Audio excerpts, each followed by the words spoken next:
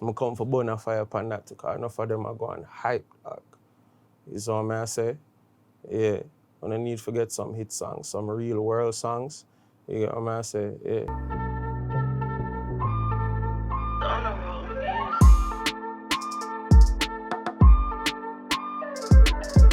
Let's be honest podcast, modest podcast, modest podcast, never the saddest podcast. And you don't know from your I have a guest. You might not know him, but today you're gonna know him because that's what Let's Be Honest is all about. To bring the people them who you don't know but you should have known. You know them work but you don't know them. That don't make no sense. So you're gonna know them today. Well, Blizzi got on the place. Blizzi, what go on? That is it, my dear bro G. Respect my that G. And this is a fun after podcast because I even meet him, I see him a sting. Yeah. When BM and I run down with be a gun and you don't know Malidan and Pablo are war and be things and the man say me and say, Jay, you say for reach out, I reach out and drop my ego. And he did. So you don't know how the thing go. And before we start, you think them know for like, share and subscribe? Like, share and subscribe them and them know, dog. Naturally. Do that no. Now do it. Yeah, bro. What's your last name? Hibbert. And you're the grandson of? Toots Hibbert. The legend. Yeah. I Toots have the most Grammy boy, alright? I wouldn't say him have the most Grammy, but what he's known for is invented reggae. But no, who are the most Grammy as a reggae artist? I think it's Toots. I don't think so still. I don't remember it's who, but... Alright, tell me, I'm gonna say Ziggy up there. Yeah. Toots up there, man, I miss out somebody else. Burning Spear. I think I Burning Spear. Burning Spear. But anyways, so we'll get to the grandfather and the reason. Yeah.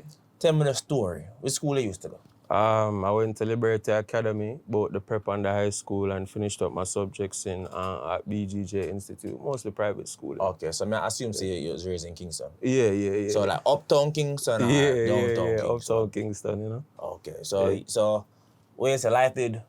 Yeah, my life did good, you know, there's no complaints. I would consider myself to be privileged. Okay. Yeah.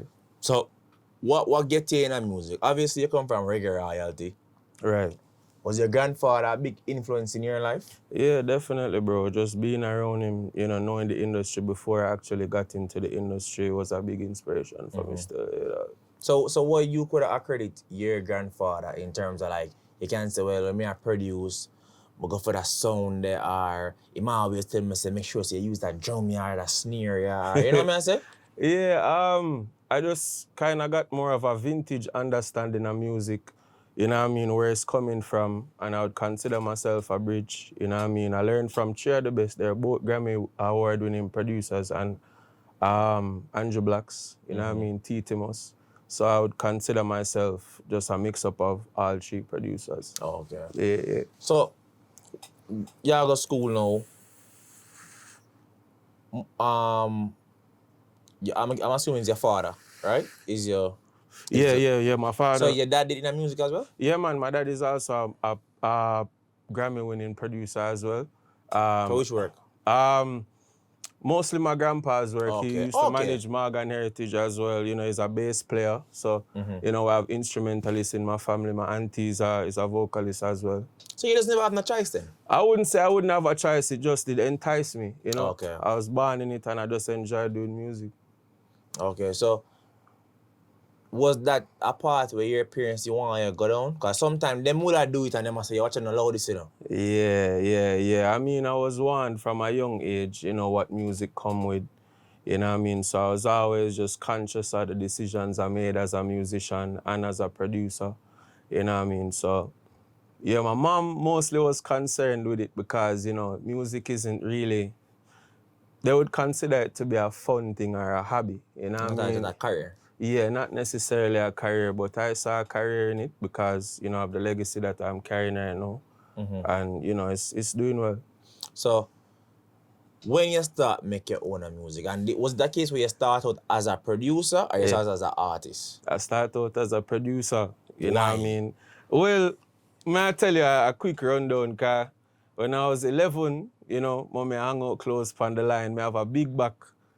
You know them Windows 98 there, just download Fruity Loops. You get what I say? And, you know, I try make the rhythm them. Some of them was fuckery, because I still have them filed up to this day. And, you know, I listen to them. And I'd ask mommy, how this sound? So that was the beginning of that. You know, she say, yeah, go on, man, at 11, you know what I mean? At 16, I went to my first big studio, big up Justice, you know what I mean? So the white brother? Yeah, man. Big up Justice. I went to Big Yard Studio, you know, with Fambo Fambizzle, and him was voicing, I think he was Overproof at the time. And Justice never shunned me from the studio and welcomed me into the session. So As a youth, I was still wearing uniform. You think that was because of the family ties? No, they never know anything about me. They just saw that I was interested in music, you know what I mean? And as a youth, you know, who don't want to encourage that, you know? In a uniform, a school uniform, people. And then at that time, Steve will probably have a couple of rhythm and roads. Yeah, so man, we're not showing no young youth no more, you know. I embrace them. Them time they Steven have Red Bull and Guinness and them thing they hot me generally. So I say, yeah, dog. So why your first production and what age you drop your first production? All right, well, at the age of 16, I dropped my first production officially named Galaxy Bounce. I was around a studio named Hands on Art, around a Barbican side, big up Scary, same way too. And, you know, that was just my beginning. You know what I mean? Used to voice whole heap of dubs for artists, so that's how I did get to know like whole heap of artists. I can say I pay my dues. Get whole heap of rap up, dub money for, you know, get the engineer piece and engineer no sin on. You know what I say? So I just kind of had a fully rounded experience in the music, you know, got through all of the good and the bad from an early age. So that's why I'm able to like reap my benefits now. So the first project, was that like, who did you find that? Galaxy Bounce was mostly upcoming artists. Remember, I never know nobody yet. Is what I say, and them a drop Wine Up Rhythm. You know what I mean? Future Fambizzle and Patex, them man, they did hot at the time, because Fambo, have a song named Tell About This at the Blood Clot song. Pour this, me, them blood but clot. But that's not so long ago. No, man, that was years ago, bro. That was probably like 2013. For real? Yeah, dog. No. You know what I think about? I think somebody come out and say, Governor must be the thief the song. So I think we're not mixing up. I'm just I say, So that's why I think about the Governor song, but I think about the act. Yeah, so that's where the confusion come in. Right. So okay, so Patex and Fambo, Wine Up Gal. Yeah, Wine Up Rhythm. That was a big compilation for me, you know what I mean? I started to see, you know, just different results. You know, the world started to react to it. We had people from Germany and them thing, they just like dancing on it just organically. You know, so that's how I knew that I had a promise in the music industry. Okay, yeah. So what are the first hit now? All right, so... And before we even answer that, because obviously that song never hit, the Wine Up. No, I never hit. So how you stay motivated? Because that's a thing now where, because may I be honest with them, I always say it. Many producers, but like artists, you see an artist even perform a tune where probably 5 months later, like, case in point, Valiant. Yeah. I'm sure Valiant, they performing for them tune here when he wasn't nobody not take it. Right. So how you stay motivated for dep on a stage and I'm on dep on a lab so want to see her. So you drop your production and you see this body, mix master, engineer, everything, and you know, like how you stay motivated? Boy, it's just you have to love it, brother. You know what I mean? That's the only answer I can give, because I go through a whole heap of thing, you know what I mean? Song for mix off, engineer no want me see certain plugins what them I use. You know what I mean? But I surpass all of them things there and overcome it certain ways still, because at the end of the day, you know, you have to know what you do it for. Plus, I had the legend on my right hand, you know what I mean? So at the end of the day, it was just like, all right, you know, if this not go well, something else must go. So may I say? So what the first hit? All right, my first hit song, big up Titimus, was Lifestyle Rich. Oh, okay. Yeah, Lifestyle Rich. My Lifestyle Rich. Yeah. So, the funny story, dog, like, the man just found at my gate car, you know, my brother and me good and thing, and, you know, my brother say, yo, that you That's bad. brother? No, this is Titimus, brother. Okay. You know, big up Johnny. I only big up I go forward, because this is his story, you see me? And Johnny say, yo, Titi, that you bad, hear him out. And that same day there, I say, Titimus out of my gate, dog. Remember, this is a platinum, you know what I mean, winning, like, a whole heap of accolades to the man name, brother. We talk about legendary rhythms like Rice and Peas. So this brother is out of my gate, dog. And the man say, yo, man, I have some bad thing. I'm say, yeah, brother, forward and listen. At this time, I just did have, you know, a speaker box, so my brethren lend me. You know, them big dynamic speaker the way you set up in a party, it wasn't even like near speaker like these, bro. And yeah, we make like 8 rhythms the day, bro, me and him. because he was working on an EP and he might look for somebody to be my apprentice. You know what I'm saying? I'm done with production for the time. And I thought he might try to do yeah, that's when he might be an artist now. Yeah, he call it that still. So yeah, and the fifth rhythm was Lifestyle Rich, and it just hit everywhere it go. It follow me, bro. Big up Claims Records, is me Sharp Boss and Got to Bling. They made it all possible. Okay. Yeah. So now, how that when that dropped, what that changed for you? Is it that your phone started ring more? It changed a lot, bro. It changed whole heap, you know what I mean? It changed just how I did carry myself. You know, people didn't know who Blizzi was. It was Blizzard back then because me I forward from a taller time, bro, when I used to mix. You see me, I don't know if you remember Club Privilege. Yeah, you know, man, me used to mix a Club Privilege, DJ Blizzard. You know what I mean? Big up Dre, same way too. You know what I mean? Who Solar Dre? No, fuck. Dre was there in Florida right now. His father is also a DJ, so I forget his name, but yeah. Big up yourself, Jay. Big up yourself, Jay. You're the Dr. J, though, but you know yourself. But yeah, dog, me used to mix alongside enough of them. And then, you know, I just say, I play music and people enjoy it. Why not just make it? You know what I mean? And that's how production came into it fully. You know what I mean? And then, so after Lifestyle Rich now, and changes go on, you know, I got my first endorsement deal from Ray and Nephew. You know what I mean? That Christmas promotion. For the same Lifestyle For Rich? the same rhythm. Yeah. You know what I mean? Ray and Nephew, and I saw my first big food. You get what I say? I say, what? I saw music nice. You get what I say? Money there for woman. Carpet, man. So I go so bam now and, you know, money start make, you don't know, once money start make bad mind in night. And you know, that is the first sign to elevate and leave that environment. So I left Washington Gardens. That's when I just started living on my own at the age of 18. And you know, I started to venture out more, you know, uptown and things, because I was able to maintain myself, you know, just left mama house and now rely upon grandpa and daddy, and you know what I mean? It's kind of out there on my own and thing. But Lifestyle Rich came at a low moment in my life, bro, you know what I mean? just needed a high. Yeah, I was doubtful of myself. Monday was good enough, you know what I mean? Monday, if, you know, if this all should have just, it was a mistake that I pursued it. You know, one cup soup left in the cupboard. You hear me, I tell you? And the hit song just forward, brother. And just changed your your life. life. Know what I mean? Yeah, bro, so. So, in all this time, who are some people you can say, yo, no matter what, them keep you motivated? When you go to the studio, them and say, no, man, your bad said we, man, don't stop. Yeah, keep man, you grounded. Well, whole heap of brethren, Johnny, at a Titimus, brother. You know what I'm saying? Don't stop you. Titimus himself, too. Anju Blaxx, Grandpa. That's why I call them three names there. See them three people, core people in the making up of my sound today and who I am today. Yeah, definitely. So now after Lifestyle, you don't know one thing to get a hit. Yeah. Second hit, that's where the problem really start coming. Yeah. What are the second hit? Because we know you have them. All right, so the second hit, it was more along the lines of a journey for me, because the second hit never come the same time. I started to venture out. Harry Toddler said him did have some work for me to do for him, you know, and that's how I did meet Joe Bogdanovich and the whole Sumfest team, and I was able to execute something that he liked, you know what I mean, and that's how Dubai came around, you know. Dubai was a hit, you know, it was a street hit, it wasn't a commercial hit. Dubai, Harry Toddler? Yeah. Dubai, no, featuring Ikel Marvelous. Nah, that wasn't no hit, man. Well, I mean, it was on the road, dog, and it was playing on the radio. Some fest used that shit for promotion, for their shit. I'm not gonna hold you. Okay. That was no hit. All right. But, you know what I'm saying? Yeah. Let's be honest. You're gonna be honest. All right, well, let's be honest.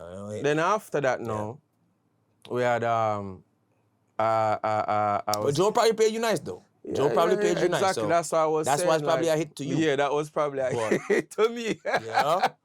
You don't hit now. Yeah. And then after that, bro, a year after that, this is what, 2016, 17 now. You know, I got a call from an A&R. They're saying, Burna Boy. This time, Burna Boy. Big Burna. Yeah. So, man, I said, this is before Burna was Big Burna, bro. You know I think he was Big Burna in Africa. I never really transcended yet to... He was Big Burna in England. Yeah. Right? And, you know, they say, yo, we have this artist, it's Burna Boy. Man, I said, what, Burna Boy? I rate the name. Yeah, name so bad. Did have a song with Cartel, named Personally. You know what I mean? And I not the rhythm for that. And that's how I became the first producer in Jamaica, or probably in the regional hemisphere, to get a Burna Boy accolade. So how that song did do? Well, it was supposed to make him album, but you Which don't one? know. The first one? The first one. I think it African was Giant? African Giant.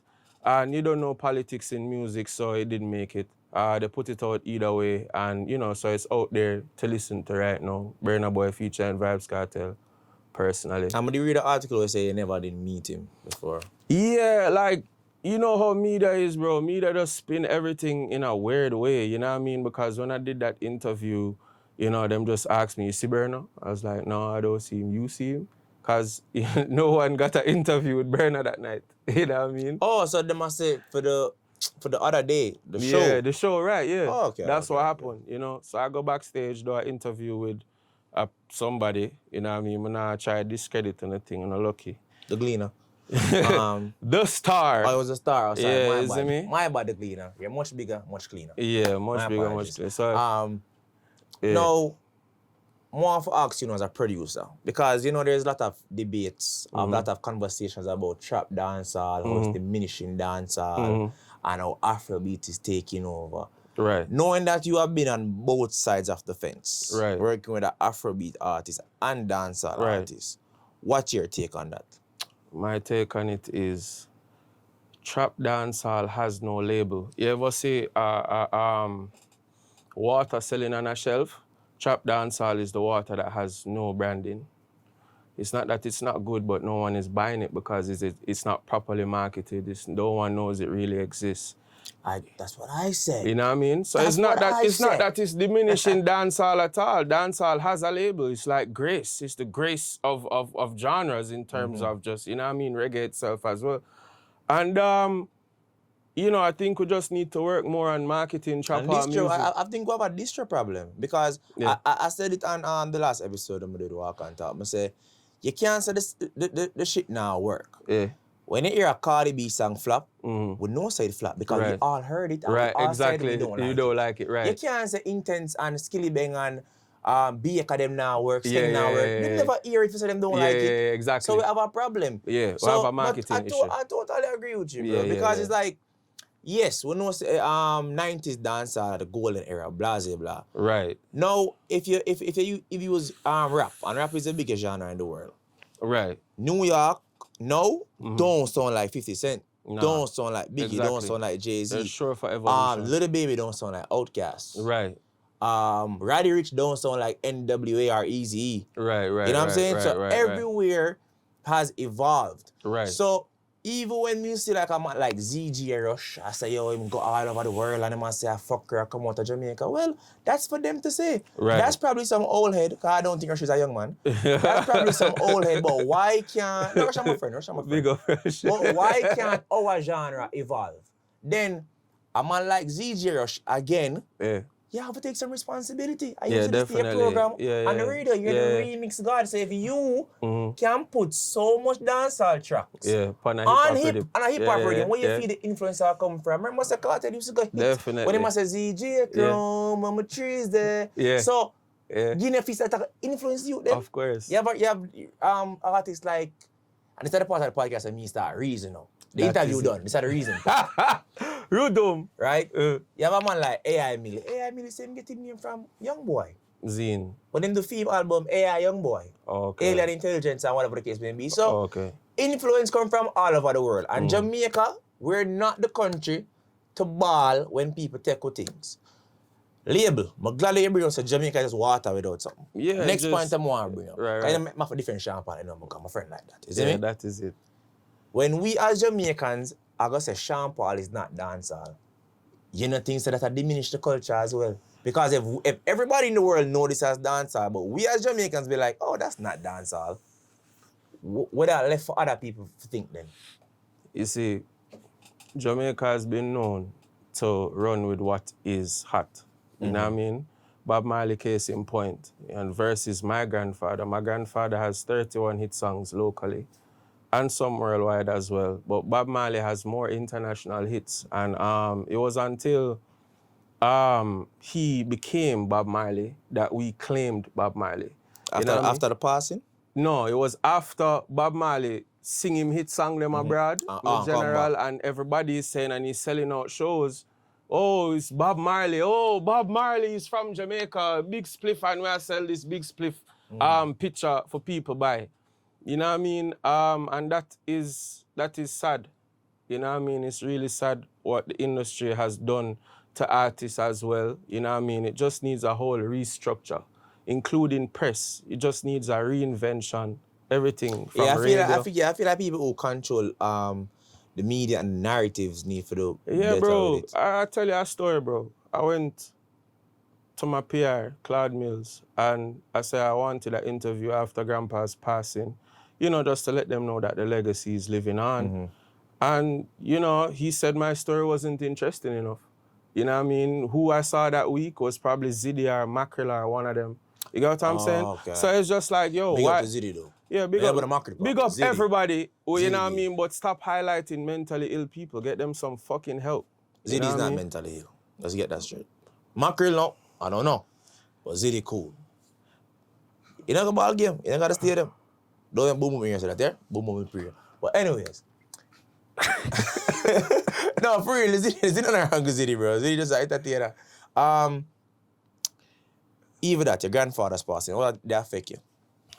It took a lot from me, you know. I had to now find strength within, you know what I mean, and just know say, I carry on the legacy, you know what I mean, in a clean way, you know. So I can't sing chopper music, you know what I mean, I can't sing, or I'll produce it, but for the representation of me, I have to have a clean image, you know what I mean, just for the sake of, you know, my family and thing. Okay, so you what the word me I look for? You make sure say you what the word me I look for? Quality control is a thing for you. Quality control. Content control. Exactly, bro. Like, it's major for me. But you don't think people that say are hypocrite though? So you would sing it, but you still need a voice a man to sing it. I mean, everybody have different backgrounds, bro. You know what I mean? Who am I to stop a man? You know what I mean? For sing what I sing. I just know say I'm not going to sing it. You think that's an issue too why the music not gone away? The gun and the violence that we are singing about? Yeah, most of these songs aren't marketable and the guidelines on social media platforms don't allow it to be promoted either. You know what I mean? I used to work with Zojak for 4 years, so I know the ins and outs. I know the artists that are doing numbers for real and artists that are faking that shit and artists that are just not marketable. You know, right now they've launched, you know, different companies for different regions. You know what I mean? We have Zojak Africa, we have Zojak France. You know what I mean? Because dancehall is just not doing what it needs to do simply because of the content that they're singing. All right, but the last couple songs that came out of Jamaica, pretty violent. Wap Wap is a very violent song. I wouldn't say that. Crocodile is a violent song. Yeah, but it's not vivid is the best word. Because if a man I say scope on a, all right, it vivid still. You know what I say, but how it was marketed wasn't as that, and where it was marketed. So you still as come well. back to the marketing. Yes, bro. Where it was marketed, because it was marketed for this set of people. In everything, you have a niche, and for people who want to hear that shit, you market it to them. You know what I mean? You market the little kids, because old people not buying this shit. They want to hear some Buju Banton and Bears. You get what I say? Big up Jabba. Big up the general. Is what I say. So at the end of the day, it's just like you have to know who you're marketing in music too. You can't just be putting out music and not knowing where it's going. Is what I say. So what you feel you know as a man who go around the greats, who grew with the greats, know where music can go. You're there on a man like Anju Blaxx who just dropped with Coffee, Jesse Reyes and Sam Smith, correct? Yeah, I believe so. Yeah, Popcorn album as well. You know what I say? All of that, yeah. So, where in Tony sing? Yeah. Which one, the song Tony sing or the Burna Boy song? I think both of them. Word. Yeah. I think both of them was Black State. And Anju Blaxx interview right now. Yeah, big up Anju Blaxx, but big up Anju Blaxx save me. Yeah. So, what you think you can do for change the narrative? One man can't do it. You know what I mean? I'd be like a person in the rain holding up a placard saying change. I feel like it has to be a collective effort from just everybody, from the elder them, all the established artists. You know what I mean? I can't stress this enough, bro. We need more seminars. You know what I mean? Because these youths feel like, say, the only thing in music is to be an artist. There are so many roles in music. Yeah, You they can know be an music, A&R. that music business. You get what I say? You can be an administrator. You can be so much things in music. You don't have to run and be an artist. So we need more education on music. Yeah. And the government needs to step into, bro. Is it me? I say that to all our brother. Is it me? I sit down and I watch the music industry diminish and I go on like on better than the youth, them, brother. Because it's not right. Until that time, forget dub for election. Exactly. You get what I say? Like, it's until it's beneficial to a man when you hear say certain artists jump up. But the government needs to have a little thing now, and I join politics, you know. I join politics, we have a thing where every laptop in Jamaica, me allow you for download, like Fruity Loops and Pro Tools. Yeah, bro. You have to go, you know, you have to go certain places. If you want to be a chef, you have to get your license. Right. You can't just cook for everybody. Right. So if you have a vice and put it out, you have to come and we have to give you your license. So if you're not good, you don't have a license. We need a farm. Got too much money on an artist right now. Yeah, bro, without a doubt. The problem, all right, look at it. It's evident, you know, Jamaica is probably the most productive music factory. Zine. We release the most music regionally and probably in the Western Hemisphere, bro. And we only have one school for music. So which is what, Edna Manley? Which is fucking Edna Manley. Why is that? Is all I say? We need more music schools. We need more education, bro. Do you think that the bigger heads, the Bounty Killers, the Beanie Man, the Shaggy Shampal, you name, even Toots, you know what I mean? I say Shabba. You think them reinvest back into the culture? Yeah, definitely. You know, everyone has them foundation and the initiative that they go with and give back to the community. But there's more to be given. You know what I mean? There needs to be seminars, bro. The Ministry of Youth and Culture needs to bring in certain producers and also call up certain producers and artists to just sit on stage and educate school kids that are seeing Valiant and the craft them and all of them that they want to be that and that's what they want to grow up to be. And educate them, bro, so that the quality changes internally. You get what I say, G? It can't be looked at and say, oh, them youth there, I do bear fuckery. You can't do that, bro. You're not helping the industry. You get what I say? I help it down in anything, you know? So, what we can look out for from you? Well, we never talk about Baker top tier, you see me? That's a Blizzi. That's a Blizzi and Din Din again. We talk about the hit song, them. We did say we done with the interview, but we say, all right, big up Din Din. Top tier, make a big body jump. No. Yeah, that's it, man. For the total, you think, Millie? Yeah, that was Blizzi as well. Is all I say, Ring Intense. That was me to big up Claims Records. Is me, I release a Sizzler the other day, Let's Talk, featuring Bam Rush. So I release music, bro. I do music for the fun of it. You have to be vulnerable to music. You know, because in music, everybody expects music to save them life. It's not going to save your life, you know. You enter industry in loss. You only get paid out in publishing 4 times a year. You're already suffering a loss when you pay for a video, which is 100,000 or probably more, depending on who's shooting that shit. You get what I say? And the people who have viewed and who have streamed it, you're not seeing back them dividends there, bro, until probably 3 years' time. So that's the music out of your heart. I know, say, yo, music not going to save your life, but if it's something you really want to do, you do it. What about producing culture, where a producer have a front as the label, where you have to pay the artist, you have to pay for the video. I remember in the States, you know, a man does a bit already, man. There's no say, is either we just do a split sheet or you buy my shit outright and we'll take like a 10% or whatever the case may be. But Jamaica knows that the producer is Sony, the producer is Def Jam. And then we're not even sure if this is going to hit. Right, exactly. So, again, a lot of the producers operating at a loss because there's no infrastructure, bro. There's none. You know what I mean? It's almost as if you're releasing a song and wishing it well. You know what I mean? Yeah, that's the best way. It's a fate. Fate. You hope these people will like this song. You know what I mean? And at the end of the day, it's just like these labels, big up the label them, is man them where I try them artists them. I don't knock them, but we don't have the infrastructure here for it to be successful. You know what I mean? America is successful. How much seminars we see with P. Diddy, Jay-Z, Murder Beats? Revolt seminar Every year. fucking year, brother. We don't have one. You tell me, say, what the thing we put on festival out of name? JC, DC, Yeah. can put on a seminar and educate the youth them about the infrastructure That and is true. music.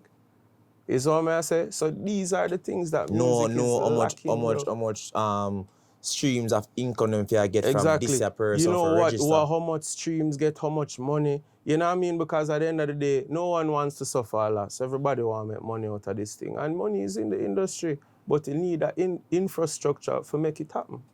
And we don't have it. So unfortunately, we're going to continue to suffer the loss and it will continue to diminish. Or some artists, I remember, I mean, say, drop ego. Or some artists you feel like you need to work with. You know, say, Blizzi and the artists you link up, we are going to hit. And then a question, we are going to hit. If I'm in a studio with Chris Brown right now, it would hit. You know what I mean? Key Glock. You know what I mean? I listen to Key Glock hard, brother. I can't listen to local music because what them I talk about is so limited. You know what I mean? Say that one more time. The content, what them I put out, limited, brother. Totally agree, You're singing about the same shit, bro. You know, our day me and meds, I mean, I say, as an artist, you have at least 5 songs where you have a birthday song. Everybody can relate to having a fucking birthday. Have a fucking mama song, brother. A mama song, a rest in peace song, a smoking song. Like, you have to, the market is so big because, bro, I don't think 5% of Jamaica are choppers. Yeah, brother. And we're singing for 5%. We can't, it vibes at the time, but when I go back to that shit, it's diarrhea music. I can't relate to that. I've never dragged down $100 million after in America, NCB, SSL. I never dragged down. Big up Valley and say me, you know. But you get me, I say, like, you need to have them, you need to have a heartbreak song like people can relate to. For instance, me when I care right now, all I beg her is all I want for Christmas. Yeah, so that's the only song me want. Yeah, facts. Because I can live forever. It'll live forever. Yeah, and think about forever living songs, you know what I mean? To get back to your question, bro, you don't know what I work with Valiant, you know what I mean? Skilly Bang is what I say. Feel like I have something at the pipeline I forward from the G, but when I like talk about unreleased projects, because I don't want to jinx it. So, Skilly, you don't know, Sean Paul, same way too. My voice bound to kill already. You know what I mean? So, yeah, them people are mostly, bro. Well, Stylo G, Hot Water. You have a Stylo G song? Yeah, I have Stylo G too, you know what I mean? So, yeah, bro, it's just I put in the work, dog. I haven't been very vocal because I feel like the work should speak for itself before I even talk about it. A lot of them producers don't have hit songs, bro. I'm come for Burna fire upon that because enough of them are going hype, dog. You know what I say? Yeah. When I need to get some hit songs, some real world songs. You know what I say? Yeah. I know what talk. But Blizzi, want for us more guidance on your journey. Wish you the best. You know what I say? So let's be honest, we're honest is the only policy. You know what I say? Remember I said Dubai was not a hit, but it was a hit in the streets. Bless up. Respect, man. Seriously, that Dubai song, where you go from?